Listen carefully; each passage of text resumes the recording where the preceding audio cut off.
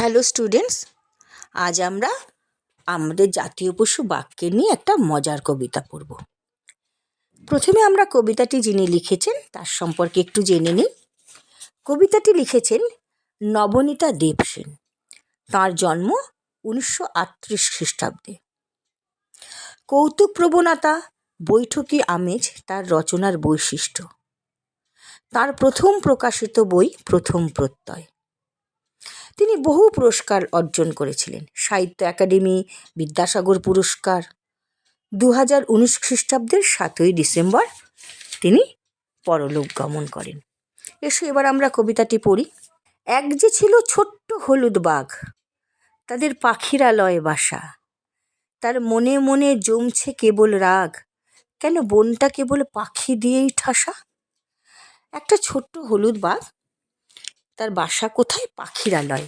পাখিরালয় মানে পাখিদের অভয়ারণ্য, যে বনে শুধু পাখিরাই নিরাপদে আশ্রয় পায়। সেজন্য বাঘের মনে খুব রাগ, যে কেন এখানে অন্য পশু নেই, কেন বনটা শুধু পাখি দিয়েই ঠাসা রয়েছে, শুধু পাখিরাই থাকে। মা বাবা তার বেছেছেন এই বন, নেই যেখানে ছাগল হরিণ ভেড়া। ধরবে বা কি, খাবেই বা কি, কোন ভদ্র বাঘে হেতায় বাঁধে ডেরা। বলছে ছোট্ট সেই হলুদ বাঘের বাবা মা এই বনটাই বেছেছেন, এখানেই তারা থাকবে বলে ঠিক করেছে। কেমন বন, সেখানে ছাগল নেই, হরিণ নেই, ভেড়া নেই, যা বাঘের খাদ্য। তাই ভাবছে তারা কি ধরবে, কি শিকার করবে, কি খাবে। কোনো ভদ্র বাঘ কি এখানে এসে বাসা বাঁধে? ডেরা মানে আমরা কি জানি? বাসা, যেখানে কোনো পশুই নেই। বাঘছানা কি ধরতে পারে পাখি, যতই বারাক সর্বনেশে থাবা। পাখির সঙ্গে পেরে উঠবে নাকি 1 মিনিটেই আকাশপথে হাওয়া। বলছে বাঘছানা কি কখনো পাখি ধরতে পারে? কারণ পাখি তো নিমেষের মধ্যে উড়ে যায়। এই যে এখানে 1 মিনিটেই আকাশপথে হাওয়া, মানে বলা হচ্ছে ছোট বাঘ যখনই পাখি ধরতে যায় তখনই পাখিরা কি করে, ফুরুত করে চোখের নিমেষে আকাশে উড়ে বেড়ায়। তা যতই তাদের সব্বনেশে থাবা বাড়াক না কেন, ধরতে পারে না, পাখিটা উড়ে যায়। ছোট্ট বাঘের ছোট্ট শরীর যত, লাফিয়ে ওঠে ধরতে পাখির ছানা। পাখিরা সব কিচমিচিয়ে তত, উড়ে পালায় ছড়িয়ে দিয়ে ডানা। বাঘটা ছোট হলেও তার শরীরটা যতই ছোট হোক না কেন, যেই লাফিয়ে সে পাখিটা ধরতে যায় পাখির ছানাকে, সব পাখিরা কিচমিচ করে কি করে, ডানা মেলে দিয়ে উড়ে চলে যায়, ধরতে পারে না। ছোট্ট বাঘের বড্ড খিদে পেটে, কি আর করে, গেল নদীর পাড়ে।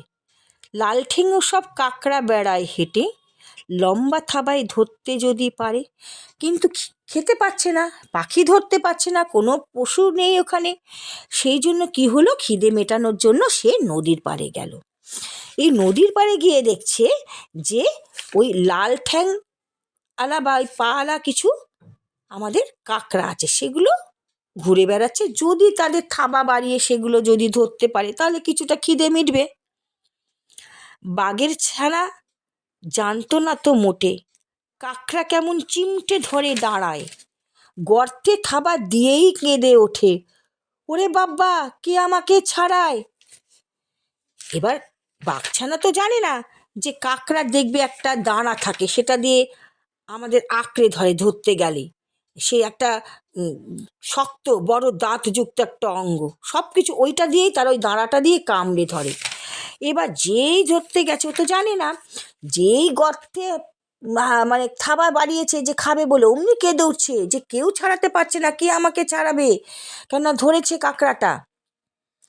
ছোট্ট বাঘের মস্ত হলুদ বাবা কান্না শুনে দৌড়ে এলেন ঘাটে, বাড়িয়ে দিলেন গোবদা নখের থাবা, এক থাবড়ায় কাকড়া দাঁড়া কাটে।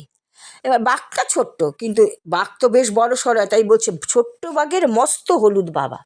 ছোট্ট হলুদ বাঘের বড় বাবা বেশ মস্ত বড় সড়ো। সেই কান্না শুনে, তার বাচ্চার কান্না শুনে কি হয়েছে, ছুটে চলে এসছে নদীর ঘাটে। এবার সে তার বড় বড় নখ দিয়ে থাবা দিয়েছে, তার সঙ্গে সঙ্গে সেই থাবায় কি করে, সেই কাকড়া তার দাঁড়াটাতে কেটে দেয়, ছেড়ে দেয়। খিদের পেটে বাঘের ছানা যখন ধরতে গেল কাদায় মেনি মৎস্য, বাঘজননী লজ্জা পেলেন তখন, ভোদর তোনস ব্যাঘ্র যে তুই বৎস। কিন্তু কি করবি, বাঘের বাচ্চাটার তো খুব ছোট, বাঘের বাচ্চাটার খুব খিদে। আবার সে কী করলো, সে তার খিদে মেটানোর জন্য সে কাদায় গেল মেনি মৎস্য ধরতে। মানে মেনি মৎস্য হচ্ছে বিড়ালের প্রিয় ছোট ছোট মাছ। এবার সেইটা দেখে বাঘ খাবে মাছ? বাঘ তো হিংস্র প্রাণী না, বাঘ খাবে পশু, শিকার করবে। তো বাঘজননী মানে সেই ছোট্ট হলুদ বাঘের মা খুব লজ্জা পেল। বলল, বাবা তুই তো ভোদর নোস। ভোদর কি? ভোদর একটা মানে বিড়াল জাতীয় একটা মাংসাশী জন্তু, মাছ এদের প্রিয় খাদ্য। তা বাঘ হয়ে তুই ভোদর নোস? তুই তো বাঘ, বৎস মানে বাছা, তার নিজের ছেলেকে বলছে, তুই তো ভোদর নোস, তুই বাঘ। ছানার দুঃখে দুঃখ পেয়ে ভারী, বাঘ বাবা মা বদলে নিলেন বাড়ি। সেই থেকে বাঘ যায় না পাখিরালয়, সবাই মিলে থাকে সজনে খোলায়। এবার ছেলের দুঃখে, তার ছানাদের দুঃখে খুব দুঃখ পেল তার বাবা মা ছোট্ট হলুদ বাঘের। তারা কি করলো, তারা বাড়ি বদলে নিল। আর তারা তখন থেকে পাখিরালয় থাকে না। তারা কোথায় বাসা করলো? তারা সজনে খোলা কোথায়?